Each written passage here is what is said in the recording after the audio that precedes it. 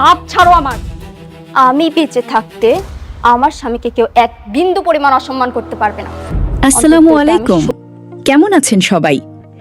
গরিব ঘরের রাজপুত্র নাটকের আজকের পর্বটি ছিল সত্যি আবেগঘন এবং টানটান উত্তেজনায় ভরপুর। বিশেষ করে রকি এবং রাশেদ যেভাবে অনেকের সাথে ব্যবসা নিয়ে কথা বলছিল তা দর্শকদের মনে নতুন কৌতূহল তৈরি করেছে। চলুন জেনে নেওয়া যাক আগামী পর্বে কি হতে পারে। আগের পর্বে আমরা দেখেছি অনেক তাদের কোম্পানির প্রজেক্ট নিয়ে চরম সংকটে আছে।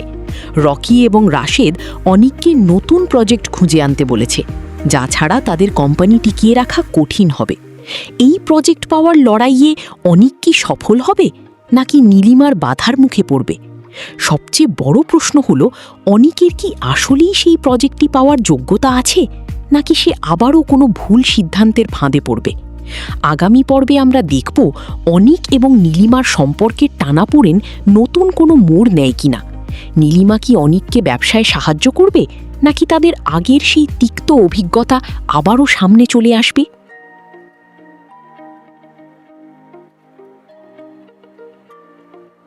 অন্যদিকে রকি এবং রাশেদের কঠোর আচরণ কি অনিককে ভেঙে ফেলবে নাকি তাকে আরও শক্তিশালী হয়ে উঠতে সাহায্য করবে? সব মিলিয়ে আগামী পর্বটি হতে যাচ্ছে অত্যন্ত গুরুত্বপূর্ণ, যা সিরিজের পরবর্তী মোড় নির্ধারণ করবে। অনেকেই জানতে চেয়েছেন পরবর্তী পর্বটি কখন আপলোড হবে। আপনাদের সব প্রতীক্ষার অবসান ঘটিয়ে আগামী পর্বটি খুব শীঘ্রই, অর্থাৎ আগামী শনিবারের মধ্যেই আমাদের চ্যানেলে আপলোড করে দেওয়া হবে।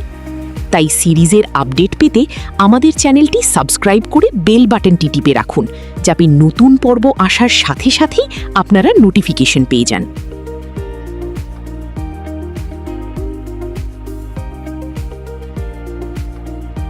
তো বন্ধুরা, আপনারা কি মনে করেন, অনিক কি প্রজেক্টটি বাঁচাতে পারবে? নীলিমার সাথে তার সম্পর্ক কি ঠিক হবে? কমেন্ট বক্সে আপনাদের মতামত জানাতে ভুলবেন না। আজকের মতো বিদায় নিচ্ছি, দেখা হবে আগামী পর্বে। আল্লাহ হাফেজ।